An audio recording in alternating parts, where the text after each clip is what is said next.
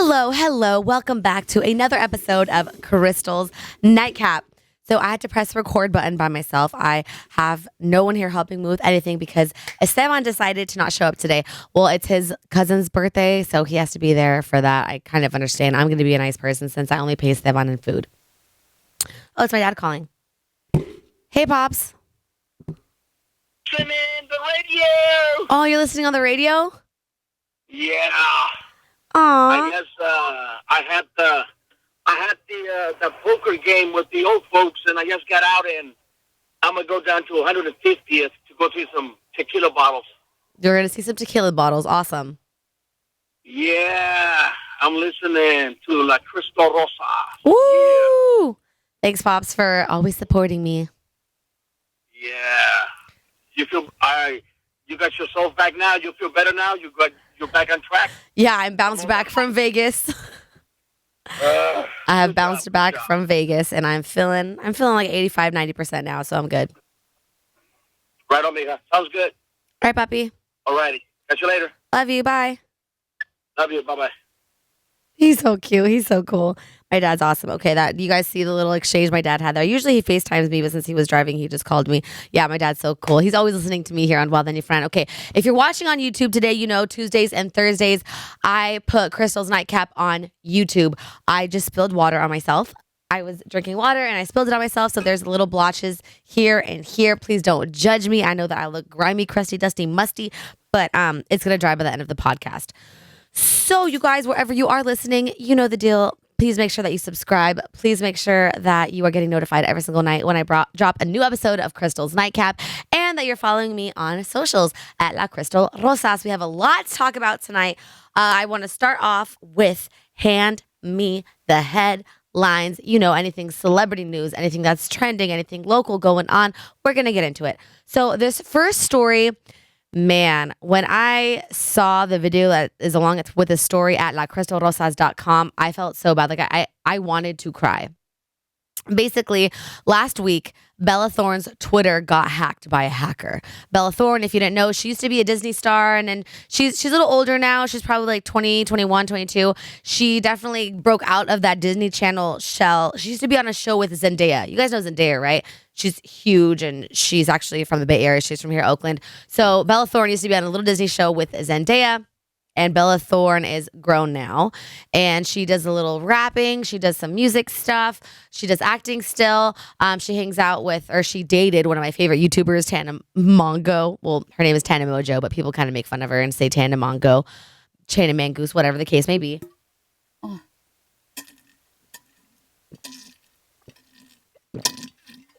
I'm hell thirsty. I'm still dehydrated from Las Vegas, so I need to keep drinking as much water as I can. Sorry about that. Sorry if that sounded nasty on the podcast. So Bella Thorne, unfortunately, her Twitter got hacked last week, and the person who hacked her Twitter was extorting her, saying that if they don't give her money, that they're going to leak her nudes. We all know that doesn't. It never really works out. Like, even if you give the person the money, they still have screenshots. It can still get out. It's just not a good situation for anyone. So Bella decided just to post the nudes herself, just so that it can all go away and go over with. And honestly, if that was me, I would do the same thing. I wouldn't give anyone any money if they're trying to blackmail me with something. I'd be like, hey, listen, this person is saying this. I'm going to own up to it. Here, world, this is what the person wants to see, kind of thing. You know what I'm saying? So she decided to leak these nudes herself. And of course, when anyone's nudes are out leaked, you get a ton of backlash. You get a ton more haters. You get a ton of people who are shaming you for it. And that's pretty much what happened to her. Today on The View, Whoopi Goldberg went on, and she was just saying things along the lines of, well, if you're a celebrity and you're going to take nude photos, then you should assume that they could get leaked out. Kind of throwing a lot more of the blame on the ladies who take the photos of themselves. She put a lot of blame. She was saying that you deserve what you get if you keep taking and sending nudes to people. And obviously, this was devastating to hear from Bella's point of view. She was actually scheduled to be a guest on The View.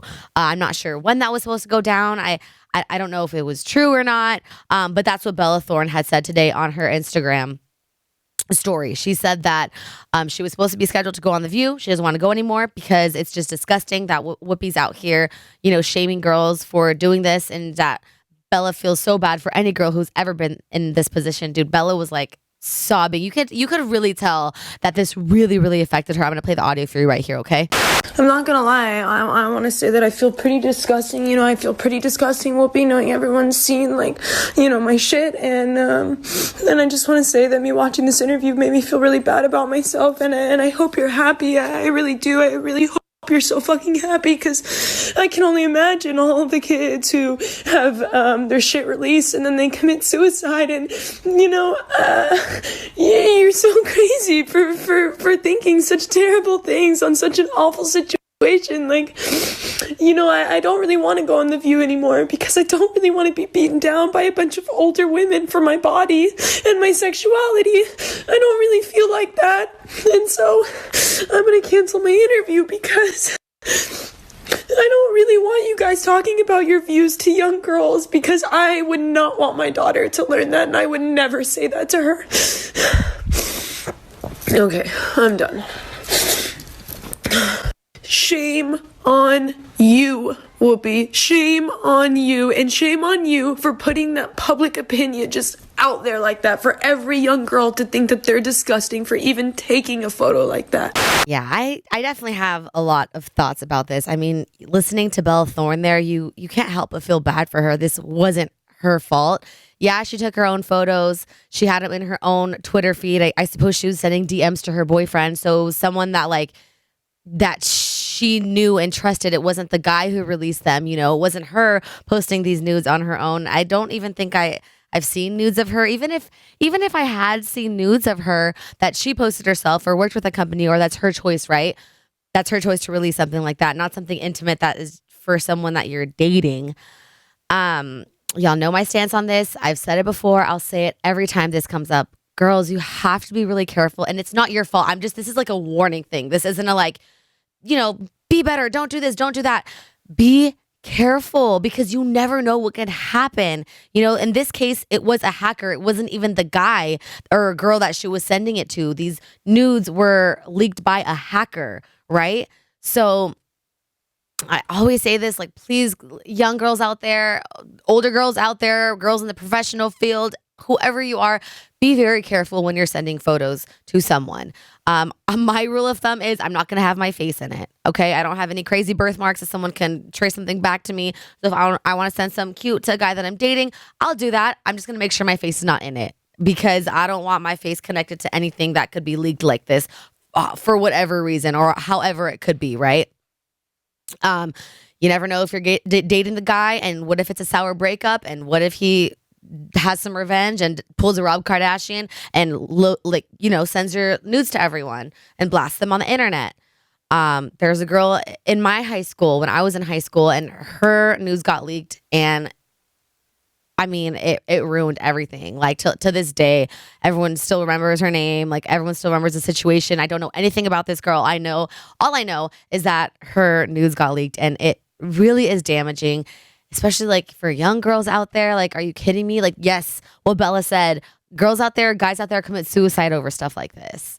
Unfortunately, I feel it is kind of worse for girls, because the judgment and like the ridicule and, you know, people labeling you as something even though you're not, you know what I'm saying? And for guys, it can go either good or bad. I mean, I think Ray J got his nudes leaked and everyone was kind of like applauding how big he was. And then when Slim Jimmy recently from Ray Shremmerd, if you guys don't know, you guys know Sway Lee, right? Ray Shremmerd. Not Sway Lee, the brother Slim Jimmy. He recently got his nudes leaked by a girl he was dating. And they were kind of roasting him for how small it was, but everyone's getting over it. When it's a girl who does it, I'm sorry, there's double standards. It's just a little different. And I think we all know that, and it's not fair or right, but it is what it is. So, man, yeah, for real, shame on Whoopie, because yeah, do you guys remember, like, I went to The View when I went recently to New York City in March. I did get to sit down. I did get to see The View live, like the taping of it, and it was interesting. Whoopi wasn't there. Whoopi definitely has a very strong, powerful voice on The View, and being like this feminist that she is, I wish that she would have taken less blame on the female and focused more on the punishment for hackers or revenge, like people who do this leak nudes for revenge or anything like that, because we all know that it's just such a terrible situation for Bella to be in. Bella, I'm so sorry this happened to you.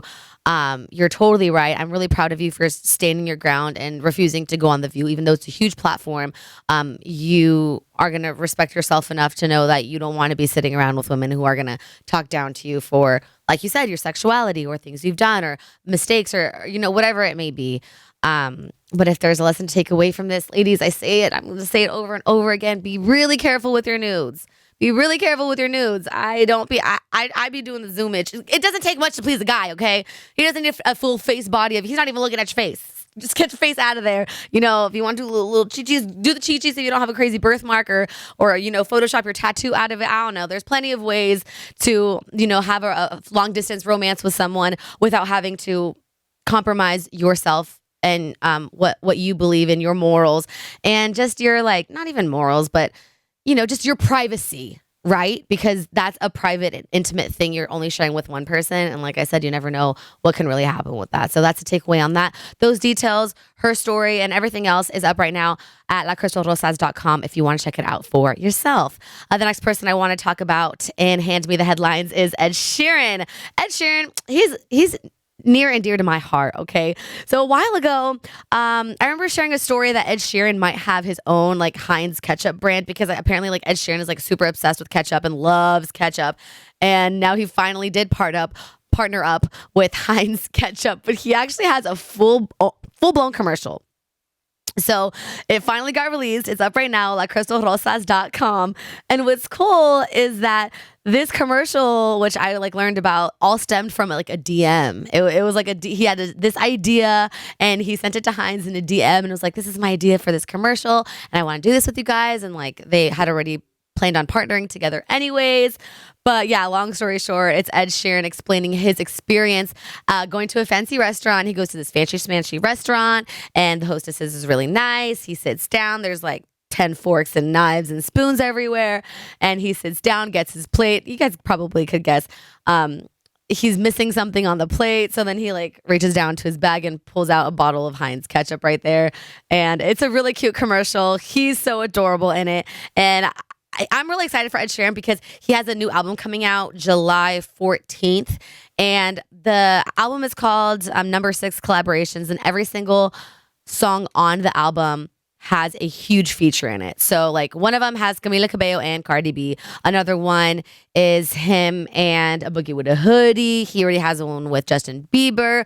He has Ed Sheeran in there, the country star Chris Stapleton. So he has huge names on his album. And then this little commercial is just so cute and celebration of his album coming out as well. Ed Sheeran's out here doing the thing. Anytime I hear something good about Ed Sheeran or, he's partnering with someone, I want to share it because I got the opportunity to interview him a few years ago and it was my first big interview and I was nobody. I was the trash on the JV show. JV didn't want to do the interview, so him and my boss Mark were like, hey Crystal, you're gonna do it. I was like, oh my god, me? I'm gonna interview Ed Sheeran? What? So I was super nervous. I was the most nervous ever for an interview ever. It was at the Oracle Arena here in Oakland. And me and Ed Sheeran got along hella well. Not in a flirty romantic way. And he was dating was with his fiance at the time, which I didn't even know. He was very respectful, so funny, so cool. We were just chilling on the couch, hanging out. And it wasn't my best interview, but you could really tell that him and I were just going and just vibing and having a really good time. It felt like we've been friends for a long time. And even after the interview, people who were just watching us were like, do y'all know each other? Are y'all friends? What's the and we're I was like, no, I've never met him before. We just really got along. And he's just a really fun, humble, sweet guy. And it's really great to see huge stars, huge successful people, and then meet them and then they just exceed your expectations. You know what I'm saying? Because I was a big Ed Sheeran fan, but I wasn't obsessed with him. And now because I actually met him and was able to see how cool of a guy he was and can only say nice things about him, it makes me even more happy to see him being successful. I know he's getting that check. I know he's getting a huge check for this Heinz commercial. So that is awesome. Now, in local news, I want to give a huge shout out to Sacramento, our state capital, of course. Big things for Sacramento. If you guys didn't know, June is Pride Month. It's Gay Pride Month. So to all my LGBTQ community lovers out there, do your thing. Congratulations. Let's celebrate you guys and greatness here for Pride Month. And in spirit of Pride Month, for the first time ever, California, the state, the capital in Sacramento, they decided to raise the pride flag. Right in the middle. So you see the United States flag, you see the California flag, and then you see the pride flag. And seeing that like really makes everything kind of real, like what's happening. Like it just shows so much acceptance in a time where I feel like we can all feel really divided in this country. And obviously I'm not going to get into politics or anything, but y'all know what I'm talking about. Y'all know what I'm saying. Y'all know what our president said today about immigrants in Mexico, and like kind of talking to my people like they're animals and cattle. It's really hard to watch, but seeing stuff like this, seeing how even in times where we're all really split right now, California, we out here doing stuff like this for our LGBTQ community. This is so, so cool. And this happened 50 years after the Stonewall Uprising. So the Stonewall Uprising is considered the catalyst for the LGBTQ movement. If you don't know what happened with the Stonewall Uprising, I actually was able to learn all about it when I went to New York City for the first time last summer. So last summer, my mom took me on a mother-daughter trip to New York City and to Chicago, and it was like the funnest trip ever with my mom. And my mom's so cool. I know, like, I always share that she hates on me all the time and like hates how I overshare things and sends me like awful text messages about how I'm embarrassing her and the family. But that's only because she wants the best for me. My mom loves me so, so much, and she'll do anything in the whole world for me. And she took me on like the best trip ever to New York City. That trip to New York City, I honestly think really, really changed my life. And I know that sounds like annoying and just like kind of like, oh my God, Crystal, you're so over exaggerating. But it really, really did. I learned so much on that trip because my mom took me and her to do the big bus tours. I know that sounds hella like annoying, but here in San Francisco, they have the big bus tours as well. And we did the ones in New York City. We did like for like hours, we were on the big bus tours. And what's cool about them is that you get to learn a lot about wherever you're taking the tour. So I learned so much about New York City, and like so much to the point where like I was like shedding tears, learning things. So we were on the big bus tour. It was a night tour that was taking us like through New York City and then to like the Brooklyn Bridge and then back during sunset. So it was beautiful, beautiful. And during the night tour, we passed by the Stonewall Inn bar. Now, this is a really big deal because 50 years ago, being gay was not legal, and or maybe it had just turned legal. I'm not exactly sure. Can you let me know in the comments below? But I know that for a fact, no, it was not legal. It was not legal to be gay, and 50 years ago.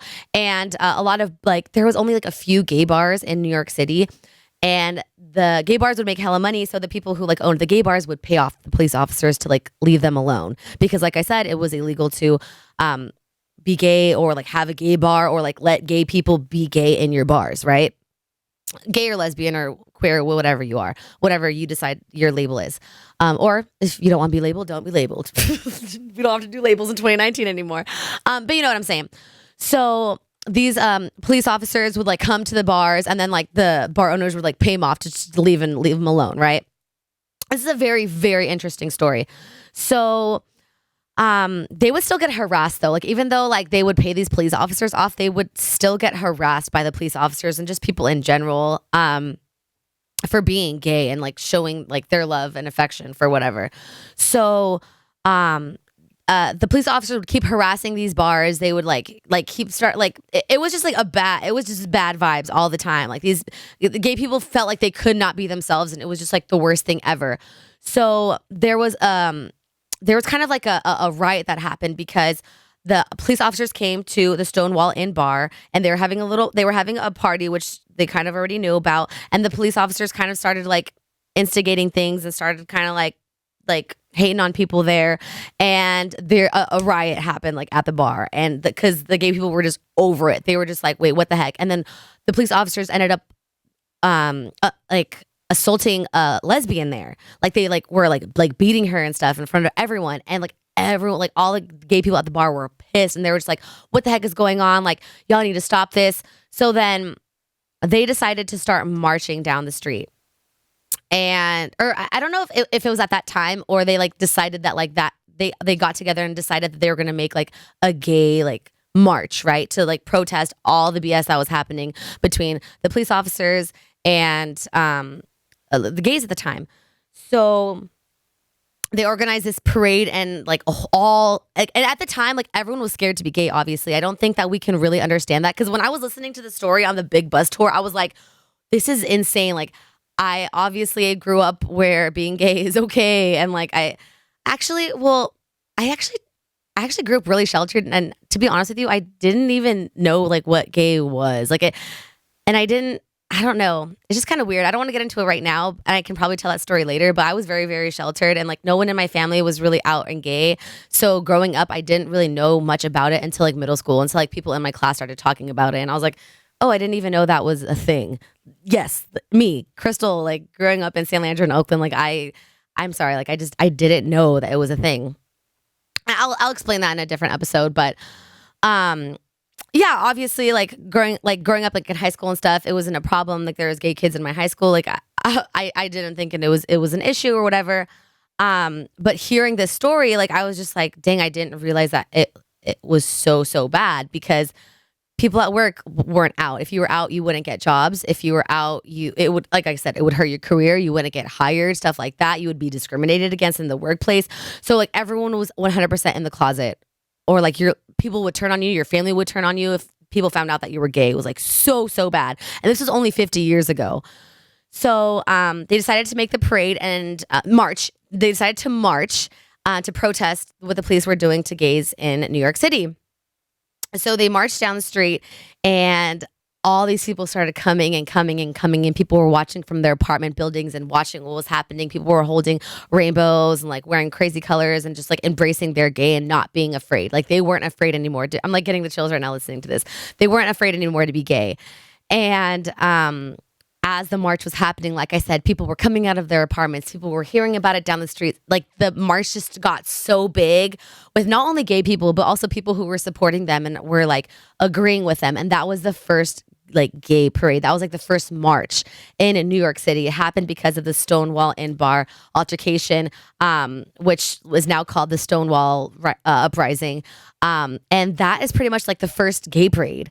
And now, like all over the country, different cities, obviously LA, here's San Francisco, Atlanta, New York City continues the parades, but June is Gay Pride Month. So, you know, it's just a time where we should really all be inclusive, and a time where it feels like there's a lot of people in our country who still are not inclusive, including people who run the country.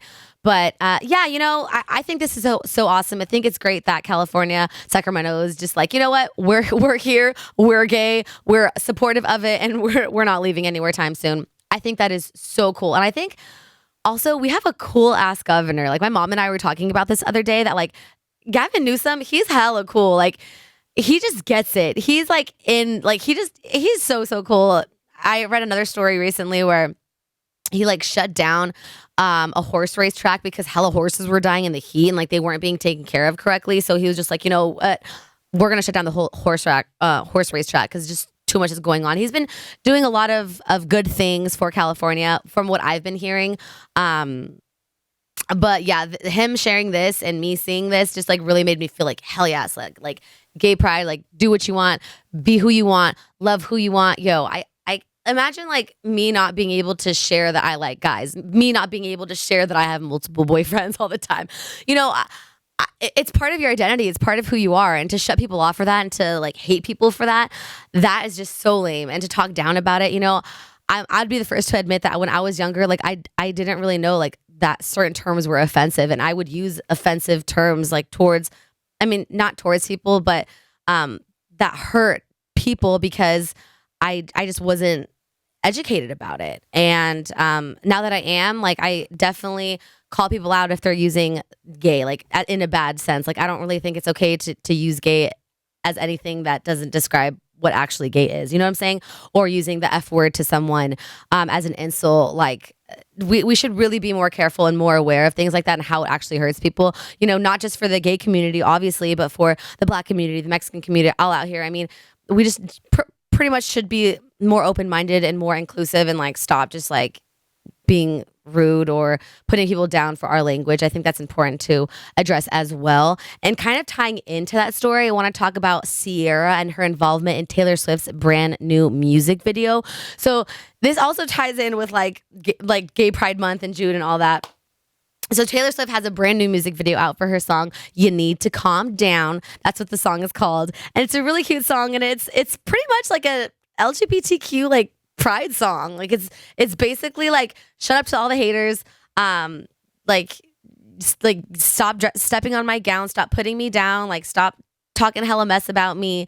Like one of her lines says, throwing shade never made someone less gay. And it's just like, it's so cute, like how she's embracing Pride Month and embracing the LGBTQ community. There's some big names in there.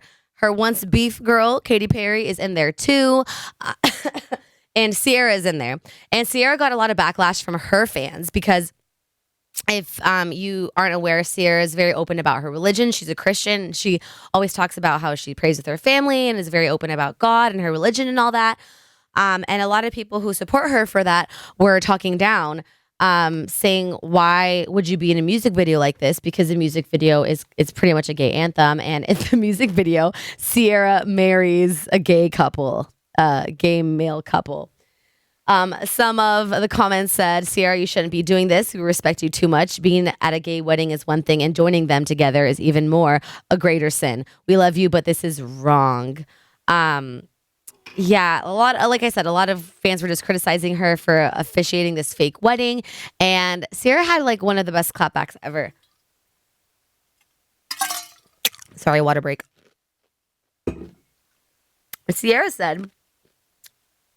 Ciara said, firstly, Christians don't judge. And then she wrote, secondly, hashtag, you need to calm down. So, I think that was a great clapback, honestly. But that is kind of like the tough part about religion. I grew up in a very Mexican, very Catholic family. Like my mom carries the rosario wherever she goes. She knows it front to back. My family goes to church all the time. So it was just like, I grew up in a very, very Catholic family, right? And I think it's important to praise something, to have something teach you about love and inclusivity. And I think that a lot of times religion kind of strays away from the message that the initial religion is teaching, right? Because even my mom, right? So when I talk about the different boyfriends that I have, or when I do certain things, she'll talk down to me, and she'll be like, nah, you're a slut, nah. And I'm just like, wow, really, mom? Because Jesus used to hang out with prostitutes, so Jesus would love me. You know what I'm saying? I'm not a prostitute, but you know what I'm saying. It's just, I feel like a lot of hypocrisy in religion, which is just it's. I mean, I don't want to talk about religion. That's not really my point of it. It's things like this where people are religious and, do share that, but then they also get talked down or harassed when they celebrate other people who maybe don't have the same opinion, value, morals, whatever a moral compass is, so I definitely feel I'm really happy that Ciara was able to defend herself and clap back in this situation. I'm Catholic. I will go to church. I don't go to church often, but I do. I believe in God, but do I believe in every single thing that the Bible teaches, or that we're taught, or that the Pope says, or the Vatican decides? No, I think I'm more of a progressive thinker. I think you guys understand by now that I think it's okay to be gay. I think it's okay for females to decide whatever they want to do with their body. In any case and scenario, males too. I think that as long as you love each other and are a good person and follow for the majority of the part, what a good religion teaches, because the ultimate lesson that I've learned that religion should teach, or God taught us and Jesus taught us, is just to love each other, and part of that is being inclusive to whoever wants to be what they want, right? So if you're going to love each other and be inclusive and not think down upon people and not judge people, then you should let people do whatever the hell they want, because it's not your life, it's their lives, and you shouldn't judge. So that's my thoughts on that. If you want to go check out that story too, of course, it's up at lacrystalrosas.com, of course, with the capital story.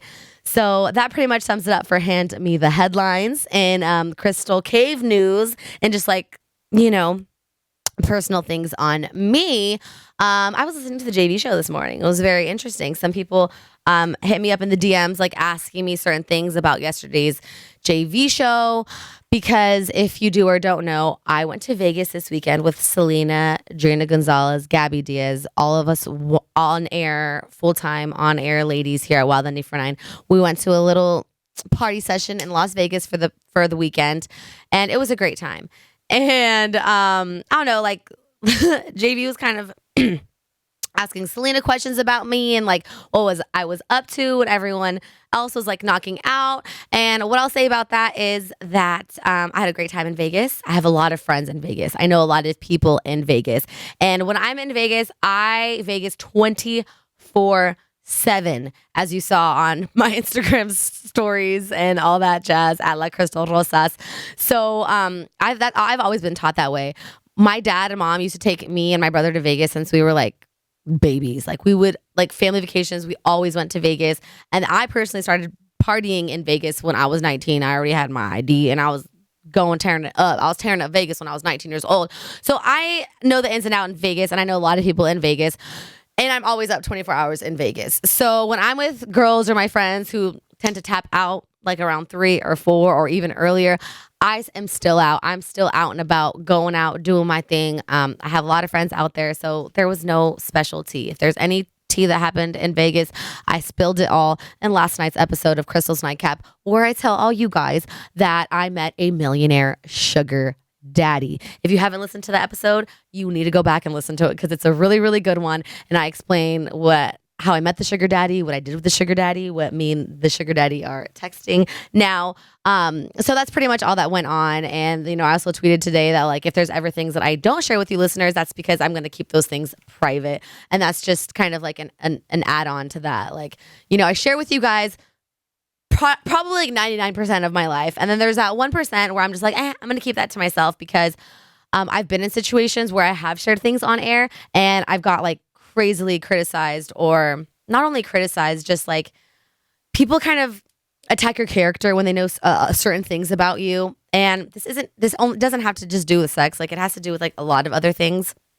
So I definitely share everything with you guys.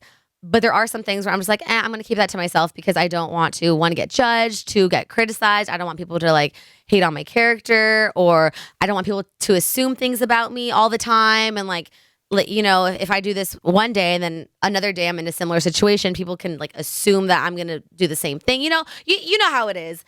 And I feel like there's some stuff that you share with your mom. There's some stuff that you share with your friends. There's some stuff that you share with your family, and I try to like incorporate all that and share it with you guys. But then there are those things where I have to like take a step back and realize, you know what, like I'm on this platform. I know that in this position there are a whole bunch of people, little kids who look up to me and hold me to a certain standard, I would say. And I really want to make my family proud. I want to make people who look up to me proud, and this is just the beginning of my career. So I want to like keep going, and I don't want to have doors closed on me because I, share certain things or like not share certain things. Do you understand what I'm saying? So, yeah, I just kind of wanted to like clear that up. But other than that, everything's pretty much cool. I found a boyfriend of the week for tomorrow, and him and I are actually going to hang out tomorrow as well. So it should be a good one, you guys. This is a good boyfriend of the week. He's so sweet and so cute and like just a good guy. I'm actually really happy. I already had this conversation. You're going to hear it in Crystal's Boyfriend of the Week episode. But I'm actually so happy that I've been recently picking like good boyfriends of the week. Because these guys recently like have their lives together, are really, really sweet. And then on top of that, they eye candy. Y'all know. So I'm happy that I went from like the first boyfriend of the week who just doesn't have his stuff together, had a whole baby mother, didn't tell me, just sounded like a D-bag. And then like the second one was like married with kids, you know what I'm saying? And then now it's just been like progressively getting better and better and better. So I'm happy that I'm like out here meeting different guys, learning different things about the single life, and then sharing it with you. So make sure that you're listening every single hump day to Crystal's Boyfriend of the Week, because you won't be disappointed. And make sure you go check out their little eye candy at crystalrosas.com. But I think that sums it up. That's the that on that. Thank you so much for hanging out with me. For Crystal's Nightcap, Hand Me the Headlines, and Crystal's Cave, I love you so, so much. Wherever you are listening or watching, make sure that you subscribe so you can get notified every single night when I pop out a brand new episode for you. Okay. Thank you so much. Love, love, love you. And I'll see you on the next one. Bye.